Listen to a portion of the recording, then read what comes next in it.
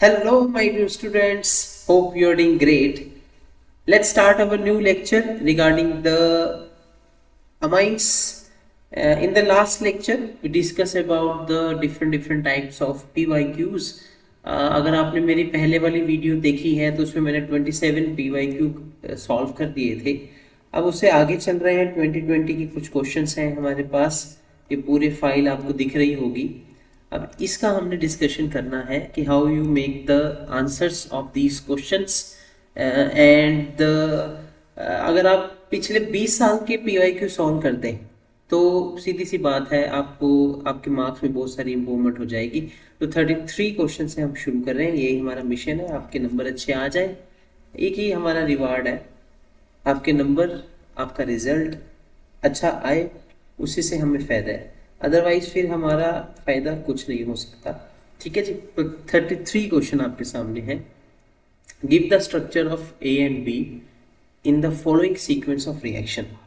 देखिए यहाँ पर क्या लगा हुआ है, NO2 लगा हुआ है और ये रिडक्शन हो रही है.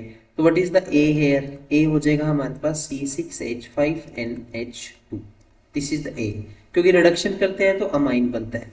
फिर ये देखिए डाइजोनियम सॉल्ट की रिएक्शन हो रही है, तो ये क्या हो जाएगा, बी हो जाएगा C6H5N2 positive Cl negative. So this one is the benzene diazonium chloride. 33 का हमारा सिंपल आंसर यहाँ पे क्लियर हो गया. Carry out the following conversion bromomethane से इथेनॉल. ध्यान से देखिए, ये है मेरे पास ब्रोमोमिथेन और ये मेरे पास बन रहा है इथेनॉल. इथेनॉल मतलब C2H5OH. ओके. अब देखो ध्यान देने वाली बात है कि यहाँ पे ब्रोमोमिथेन में एक ही कार्बन है और इथेनॉल में 2 कार्बन है. इसका मतलब मैंने कार्बन का नंबर क्या कर दिया, बढ़ा दिया. कार्बन का नंबर मैंने इंक्रीज कर दिया. तो when the number of carbon get increases, तो वो एक ही तरीका है, या तो वो गिरनार्ड रीजन से हो सकता है या वो सायोनाइड से हो सकता है. तो हम क्या करेंगे, यहाँ पे KCl लगाएंगे.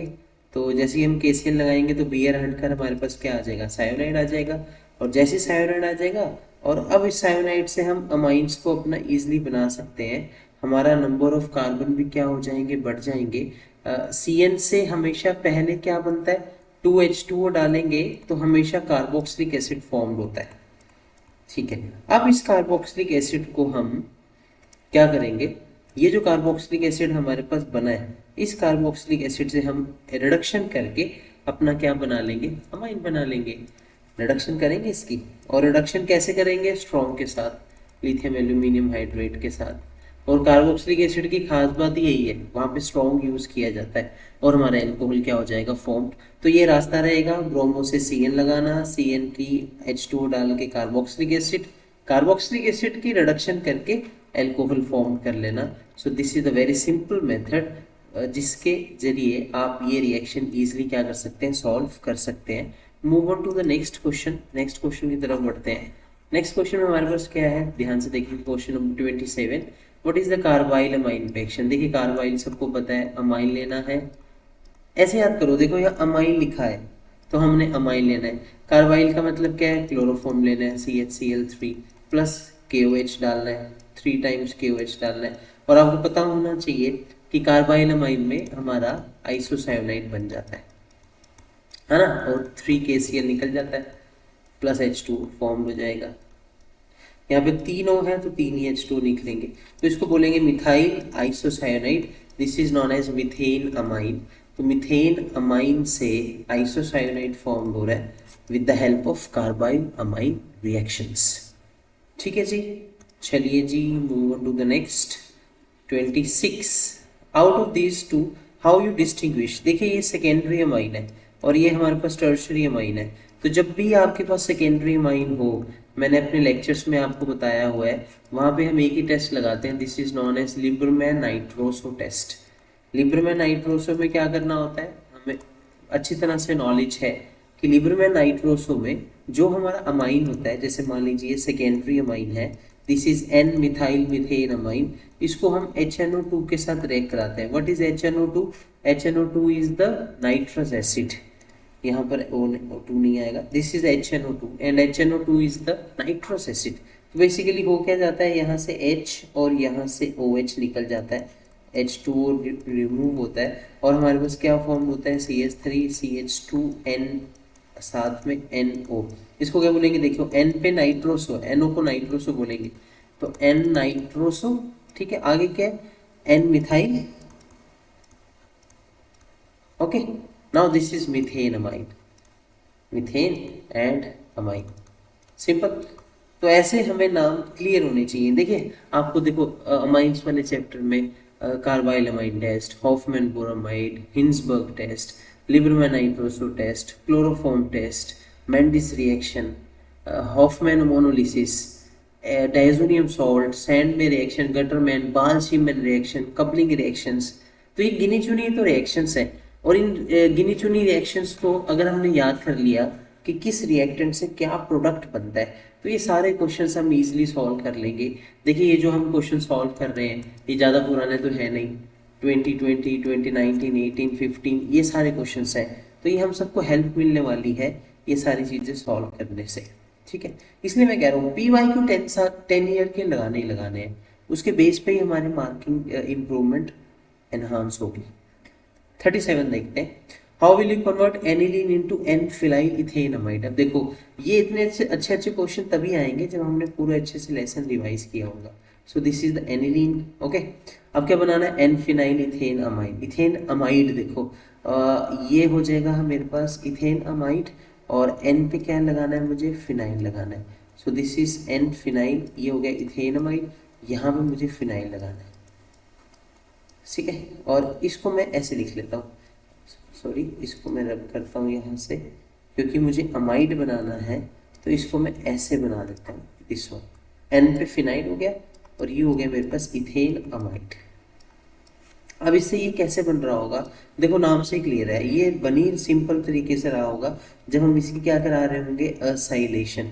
और जब भी हम असाइलेशन करवाते हैं तो वो किससे करवाते हैं, एसिड क्लोराइड के साथ कराते हैं, या फिर एसिटिक एनहाइड्राइड के साथ कराते हैं। आपको सारा पता होना चाहिए, एसिटिक एनहाइड्राइड के साथ या फिर एसिड क्लोराइड के साथ, दोनों से करवा सकते हैं।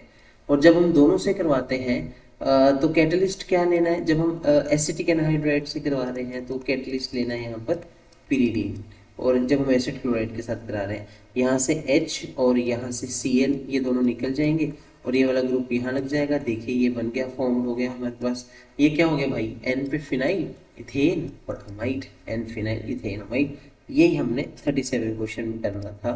Move on to the next question, next question की तरफ आगे बढ़ते हैं, 38 क्वेश्चन की तरफ आगे बढ़ते हैं। सीधा हमारे पास 40 है तो 40 को देख लेते हैं क्या है।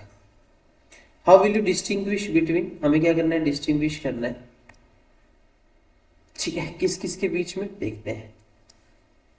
How will you distinguish between aniline and ethanamide. देखो ये एरोमेटिक है और ये एलिफेटिक है, दोनों है तो प्राइमरी, बट एक एरोमेटिक है एक एलिफेटिक है। तो आप याद करो कौन सी रिएक्शन होती है, वेरी नाइस, आपको याद आ रही है, दिस इज कॉल्ड गैब्रियल पथेलेमाइड। और गैब्रियल पथेलेमाइड की खास बात क्या है, उससे प्राइमरी अमाइन बनता है, और प्राइमरी अमाइन भी कौन सा, ओनली एलिफेटिक, ओनली एलिफेटिक। तो इसको कैसे हम डिस्टिंग्विश करेंगे, गैब्रियल पथेलेमाइड रिएक्शन से हम प्राइमरी अमाइन बना सकते हैं, बट डिस्टिंग्विश कैसे करना है, क्योंकि हमें तो डिस्टिंग्विश करना है। तो ये है इथेन अमाइन और ये है एनिलीन, तो लगा लेते हैं, दिस इज द एनिलीन, ठीक है, और ये है मेरे पास इथेन अमाइन। अब देखो यहाँ पर अगर हम कार्बाइल अमाइन टेस्ट करें तो वो तो दोनों में लग जाएगा, कार्बाइल अमाइन टेस्ट तो दोनों में लग जाएगा। अब एरोमेटिक और एलिफेटिक दोनों को कैसे डिफ्रेंशिएट करेंगे, तो वेरी इंपॉर्टेंट, यहाँ पे हमारे पास एक टेस्ट आता है, उसको हम बोलते हैं कपलिंग रिएक्शन। और कपलिंग रिएक्शन होती तो एरोमेटिक में ही है, अमाइंस में, बट वो एरोमेटिक में ही होगी, प्राइमरी अमाइंस में ही होगी, बट एरोमेटिक में ही होगी, एलिफेटिक में नहीं होगी। हमने करके भी देखी है। हम इसको जो हमारा एरोमेटिक एनिलीन है, दिस इज एरोमेटिक एनिलीन, इसको हम डाइजोनियम में बदलेंगे और उस डाइजोनियम को हम किसके साथ रिएक्ट करा देंगे भाई, बीटा नेप्थोल। देखिए लेसन पढ़ के इधर आप बैठना, अगर आपने लेसन रिवाइज कर रखे हैं तभी आपको यहाँ बैठने का फायदा होगा।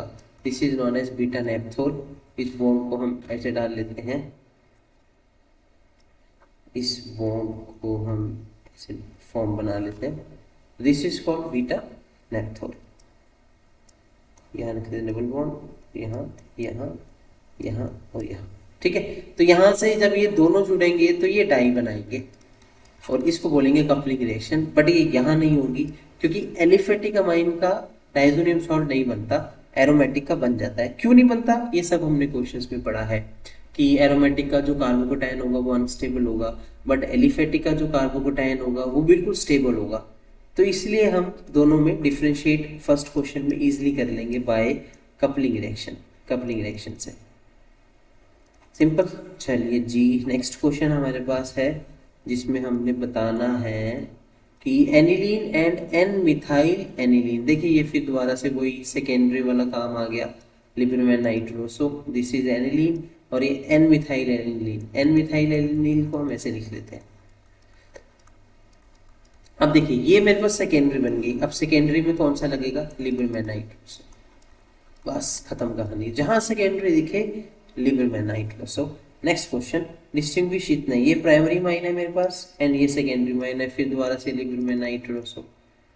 जहाँ सेकेंडरी आ रहा है वहाँ लिबरमैन नाइट्रोसो, क्यों आपको पता होना चाहिए, क्योंकि लिबरमैन नाइट्रोसो येलो कलर का ऑयली सोल्यूशन प्रोवाइड करता है in the case of secondary amine. Okay, चलिए बहुत बढ़िया, आप सबको पता है, आप अच्छे से इसको पढ़ रहे हैं। ये मेरे पास एनिलीन, ये मेरे पास मिथेन अमाइन, दोनों को डिफ्रेंशिएट करना है। देखो ये एनिलीन आ गया, फिर वही कपलिंग, फिर वही कपलिंग, देखो एरोमेटिक है तो कपलिंग लग जाएगी। अब आपको सर नहीं कार्बाइल अमाइन, अब कार्बाइल अमाइन तो दोनों में लग जाता है, एनिलीन में भी लग जाता है, मिथेन अमाइन में भी लग जाता है, तो दोनों में होना चाहिए। ठीक है जी, 42 क्वेश्चन देखते हैं। NH2 group is ortho para directing in electrophilic substitution reaction. देखिए इलेक्ट्रोफिलिक सब्स्टिट्यूशन रिएक्शन 5 तरह की है, halogenation, nitration, sulphonation, Friedel craft alkylation, Friedel craft acylation. But अगर मैं NH2 यहाँ पे लगाऊं, और आपको पता होना चाहिए जब बेंजीन पे रेजोनेंस होती है उसके कारण ऑर्थोपैरा ग्रुप पे इलेक्ट्रोफाइल आके लगता है। बट जब एनिलीन की हम नाइट्रेशन करवाते हैं तो लगना तो ऑर्थोपैरा पे चाहिए था, nitro group in the presence of H2SO4, है ना, ऐसे ही करते हैं। जब भी हमारी ये होती है तो नाइट्रो पे लगता है, बट यहाँ पे पैरा पे लगता है। Very very important question, very important question. When the electrophilic ESR take place, it take place only at ortho and para, but यहाँ मेटा पे लग रही है। ऐसा क्यों हो रहा है, देखिए ये जो रिएक्शन है ना ये बहुत स्ट्रांगली एसिडिक मीडियम में हो रही है, ऐसे लिखेंगे हम इसको, स्ट्रांगली एसिडिक मीडियम में हो रही है। When the reaction occur in strongly acidic medium, तो ये जो एनिलीन है ना ये एनिलीन नहीं रहेगा, यहाँ H पॉजिटिव मिल जाएंगे, अब ये बन जाएगा NH3 पॉजिटिव और इसको हम बोल देंगे anilinium ion. This is called anilinium ion. Now it is Meta directing, अब ये मेटा डायरेक्टिंग बन जाएगा। तो why in the case of HNO3 and H2SO4 aniline doesn't show orthopara product but it will show the meta product, because in case of this one HNO3 and H2SO4 it provides strongly acidic medium. Hence the first H positive attack on NH2 and form the anilinium ion. See here, what is the anilinium ion? Benzene के ऊपर NH3 positive.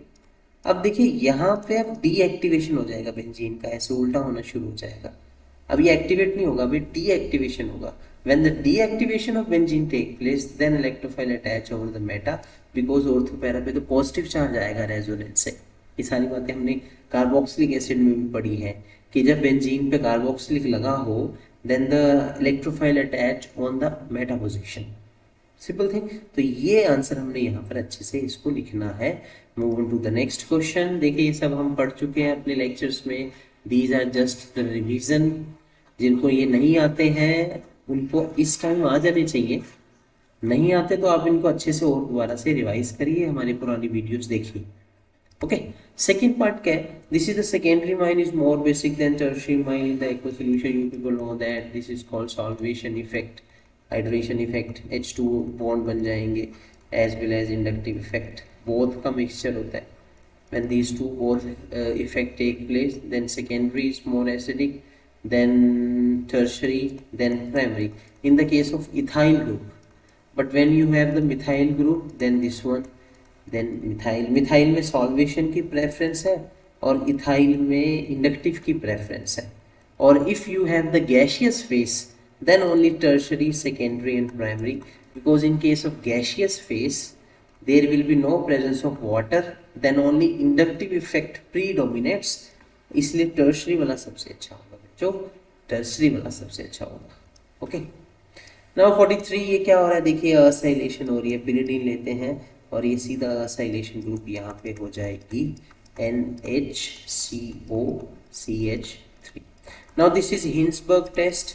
Hinsberg test में क्या होता है, इसको Heisenberg नहीं बोलना वो हाइजेनबर्ग अलग से प्रिंसिपल है, this is Hinsberg test. Hinsberg में क्या होगा, यहाँ से Cl और यहाँ से H हट जाएंगे, what will be the answer, benzene SO2 and we have the N and CH3 and CH3। What is the name of this compound? Comment section में लिख के बताना। देखो मुझे कैसे पता लगेगा, आप सबने वीडियोस को अच्छे से सुना है। When you ask any inquiry, when you ask any questions, तो अभी ये मैं नाम लिखने को आपको बोल रहा हूँ, इसको कमेंट सेक्शन में नाम लिखना, जो जो कमेंट सेक्शन में लिखेंगे वहां से पता लगेगा कि वो उन्होंने अच्छे से वीडियो को समझा है। ओके, चलिए move on to the next question.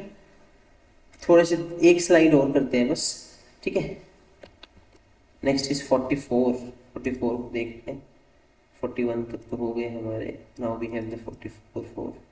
सीधा 55 पे चलते हैं, ठीक है, यहाँ तक तो हो गए। Now ammonolysis of alkyl halide, question क्या है समझ लेते हैं, थोड़ा सा जूम कर लेते हैं इसको। See ammonolysis of alkyl halide is not a good method to prepare the pure primary amines. अब आपको पता होना चाहिए, जब हम अमोनोलिसिस करते हैं, देखिए मैं कर रहा हूँ, अमोनिया ऐड कर रहा हूँ, ये इस पे टैग कर जाएंगे, okay, then it will form RNH3 positive X negative, again ammonia add होगा, then it will form RNH2 and NH4 positive X negative. So this is the primary amine. फिर ये प्राइमरी अमाइन से secondary amine बनेगा, हमने पढ़ा है secondary से tertiary बनेगा। तो means in case of Hoffmann ammonolysis, this is Hoffmann ammonolysis, हमारे पास तीनों तरह के अमाइंस बन रहे हैं, primary, secondary and tertiary. But ये तीनों तरह के अमाइंस में अब डिस्टिंग्विश करना बहुत मुश्किल हो जाता है, डिस्टिंक्शन टेस्ट बहुत मुश्किल हो जाता है। दैट्स वाई हम ये वाली रिएक्शंस को प्राइमरी अमाइंस बनाने के लिए कंसीडर नहीं करते। It is the not a good method to prepare a pure primary amines because it will give secondary and tertiary also. मान लो ये बन गए तो अब इन तीनों को सेपरेट करना, वैसे तो डिस्टिलेशन है, फ्रैक्शनल डिस्टिलेशन है, ऐसी ये टेक्निक्स हैं जिसमें हम सेपरेट करते हैं, बट यहाँ पे करना थोड़ा मुश्किल होता है। That's why only primary amines बनेगा, not secondary and tertiary. Second part और देखते हैं, aniline does not give Friedel Crafts reaction. ये देखिए कार्बोक्सिलिक एसिड में भी सेम क्वेश्चन था, अब यहाँ पर भी सेम क्वेश्चन है कि जब हम एनिलीन को लेते हैं इट डजंट गिव। 5 तरह की इलेक्ट्रोफिलिक सब्स्टिट्यूशन है, नाइट्रेशन में मेटा पे लगेगा, अभी पीछे क्वेश्चन आया था, हेलोजिनेशन ऑर्थो पैरा पे और सल्फोनेशन ऑर्थो पैरा पे। और सल्फोनेशन में एक्स्ट्रा बात है, वो ज्यूटर आयन फॉर्म करती है एनिलीन के साथ सल्फोनेशन, और हेलोजिनेशन में भी एक्स्ट्रा बात है, if you add bromine in aniline molecule try substitution हो जाएगी, अदरवाइज मोनोमोनो चलेंगी, है ना। अब एनिलीन को हम फ्रीडल क्राफ्ट अगर करवाएं, this is the aniline, how you do Friedel Crafts, like alkylation करवाएं, but you know in the presence of AlCl3 और FeCl3 they all are the Lewis acid। ये कौन है, they all are the Lewis acid। now this is the Lewis base, तो when you have the Lewis acid and Lewis base, ये दोनों आपस में मिलकर के ही एक कंपाउंड बना लेंगे, इससे नाइट्रोजन पे पॉजिटिव चार्ज आ जाएगा, और जब नाइट्रोजन पे पॉजिटिव चार्ज आए अब ये क्या करना शुरू करेगी, डीएक्टिवेशन होना शुरू हो जाएगी बेंजीन पे। तो इसलिए जब डीएक्टिवेशन होगी तो एल्काइलेशन फिर हो नहीं सकती। ये सारे पॉइंट्स के रीजन आपको लिखने हैं, एल्काइलेशन अब हो नहीं सकती, इसलिए एनिलीन में फ्रीडल क्राफ्ट रिएक्शंस नहीं होती, because they react with the Lewis acid, it's own react with Lewis base and they will make a compound, और उस कंपाउंड पे नाइट्रोजन पे पॉजिटिव आ जाता है, एंड दिस पॉजिटिव आने से क्या होता है, एल्काइलेशन की बजाय होने की बजाय डीएक्टिवेशन ऑफ बेंजीन हो जाती है। तो when the deactivation take place फिर एल्काइलेशन होना थोड़ा मुश्किल है, ठीक है। सेम थर्ड क्वेश्चन आ गया, NH2 के केस में, ऑर्थो पैरा डायरेक्टिंग के केस में इलेक्ट्रोफिलिक सब्स्टिट्यूशन रिएक्शंस और मेटापर होती है, पीछे ही हमने पढ़ा था। चलिए लास्ट क्वेश्चन पढ़ते हैं बस 56, फिर नेक्स्ट करेंगे। Ethane amine react with acetyl chloride, this is the acetyl chloride and we have the ethane amine, मतलब एसाइलेशन हो रही है, सिंपल सी बात है, इसमें तो सिंपल सोचने की बात नहीं है। तो बस यहाँ से H कट जाएगा, यहाँ से Cl और HCl निकलेंगे और it will give the acylation of amine, this one. Okay, this is the answer, N methyl ethane amide, इसका नाम कैसे लिखेंगे, N ethyl and this is the ethane amide. Okay, next question, next समझ लेते हैं। Next क्या है, next में हमें लिखा है कि aniline react with bromine water at room temperature, of course वो Br लगेगा और तीनों पे लग जाएगा। एनिलीन को अगर हम Br डालेंगे रूम टेम्परेचर पे, वो तीनों पे लग जाएगा। चलिए third point, last question, aniline react with chloroform and ethanolic KOH, देखिए वही वाला क्वेश्चन आ गया, carbyl amine test, this is the aniline, this is the chloroform, this is the KOH and this is known as carbylamine. You know, in the carbylamine we have the benzene isocyanate. So these are the some questions, आप ऐसे अपने PYQ solve करते रहिए, जितने PYQ आपके solve होंगे उतनी आपकी इंप्रूवमेंट होगी। लास्ट कुछ क्वेश्चन बच गए हैं, एक वीडियोस में और पूरा माइंस हमारा खत्म हो जाएगा। एक वीडियो हमारी पढ़ चुकी है, उसको भी आप चेक कर लें, एक ही हो गई। ऐसे में पूरी केमिस्ट्री के PYQ आप सबके सामने लेकर आएंगे। आज के लिए इतना ही, तब तक के लिए टेक केयर, बाय बाय।